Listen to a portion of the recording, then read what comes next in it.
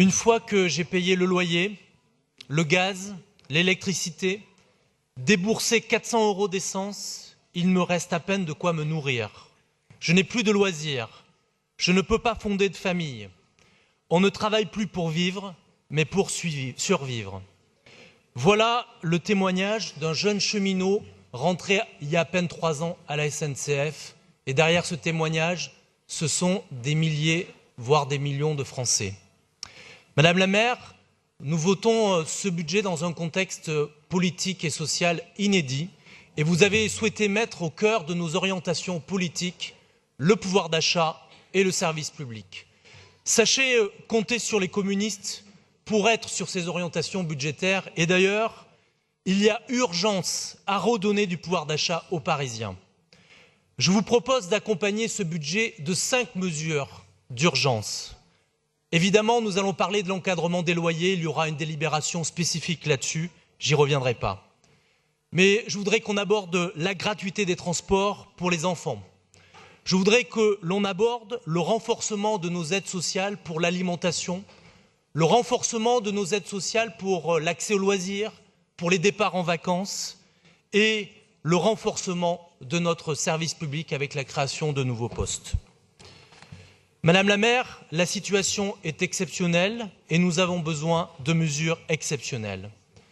Face à la crise politique, sociale, écologique, nous n'avons aujourd'hui et pour le moment aucune réponse de ce gouvernement qui reste irresponsable face à cette crise dont les Parisiens sont aussi les victimes quand on voit les dégâts causés dans la capitale. Nous le voyons bien, les prix explosent. Alors que les loyers ont augmenté de 15% en 10 ans, ce gouvernement s'attaque à l'APL. Alors que l'électricité et le gaz ont augmenté de 35% en 10 ans, ce gouvernement propose l'augmentation de la CSG, le gel des pensions des retraites, le gel du point d'indice des fonctionnaires. Alors que l'évasion et la fraude fiscale nous coûtent 100 000 milliards de moins de recettes dans notre budget, eh bien ce gouvernement propose la suppression de l'ISF et des cadeaux aux plus riches. 358 198 redevables à l'ISF qui totalisent un patrimoine de 1 000 milliards d'euros, soit la moitié du PIB. Eh bien, 50% de ces redevables à l'ISF habitent Paris et ne participent plus à cette solidarité, alors que 16% des Parisiens vivent sous le seuil de pauvreté, dont un quart sont les moins de 25 ans. La crise que nous vivons et les violences qui l'accompagnent sont le résultat de cette politique. Cette politique, c'est l'échec de la théorie du ruissellement.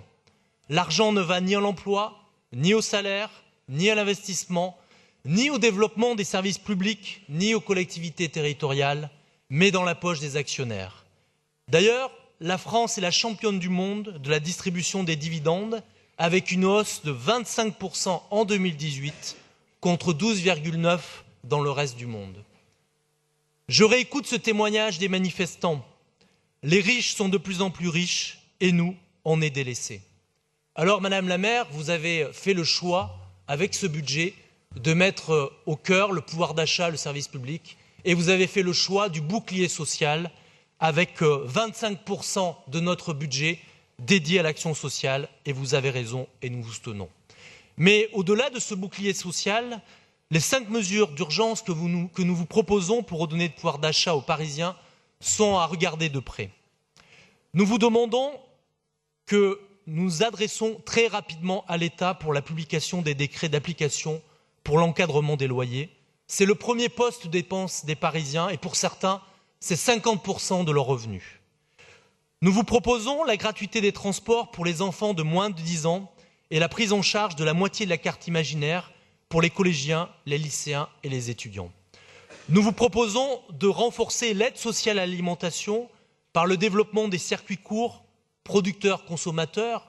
C'est les halles alimentaires que nous avons initiées, mais nous vous proposons d'accompagner les bénéficiaires des minima sociaux par les paniers solidaires. Nous vous proposons de renforcer l'aide aux vacances et aux loisirs, premier budget sacrifié dont sont victimes les enfants, et nous proposons de renforcer notamment le dispositif Paris Jeunes Vacances, le dispositif Vacances Arc-en-Ciel, sauvé l'an dernier par l'intervention des élus communistes, socialistes et l'ensemble des élus de gauche. Nous vous proposons de renforcer les classes découvertes pour que les écoles puissent partir en dehors des frontières du périphérique. Et enfin, nous vous proposons la création de 132 nouveaux postes de fonctionnaires pour les bibliothèques, les écoles, je pense aux ASEM, et aussi les contrôleurs des meubliers touristiques dont nous avons besoin pour lutter contre la spéculation immobilière. C'est l'idée de renforcer notre service public. Nous vous proposons enfin d'écouter ce son qui rejette cette inégalité face à l'impôt, qui demande plus de justice fiscale. Évidemment, nous n'avons pas augmenté les impôts, mais je vous ai proposé à 2 reprises des assises locales de la fiscalité et je souhaiterais que nous les réunions très rapidement dès le début d'année 2019. Enfin, nous allons vous proposer un vœu contre l'évasion et la fraude fiscale et l'optimisation fiscale dont certaines banques l'utilisent aujourd'hui et nous demandons d'arrêter de travailler avec ces banques.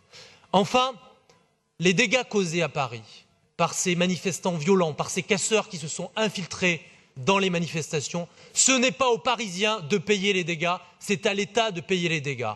Et donc, par un amendement, nous proposons d'émettre un titre de recette à l'État d'au moins 3 millions d'euros et peut-être plus, vu ce qui s'est passé hier et avant-hier. Je voudrais terminer, Madame la maire, en vous disant que de cette crise sociale, nous espérons de nouvelles conquêtes sociales. Redonner du pouvoir d'achat aux Parisiens, c'est leur rendre de la dignité en renforçant leurs droits. Le droit au logement, le droit à la mobilité, le droit aux vacances et aux loisirs, le droit à l'alimentation de qualité pour tous et l'accès aux services publics. Ce que demandent les Parisiens, Madame la maire, c'est simplement le droit de vivre et de travailler à Paris. C'est l'esprit de ce budget et nous vous en remercions. Merci à vous, Monsieur Bonnet. Monsieur Auriat.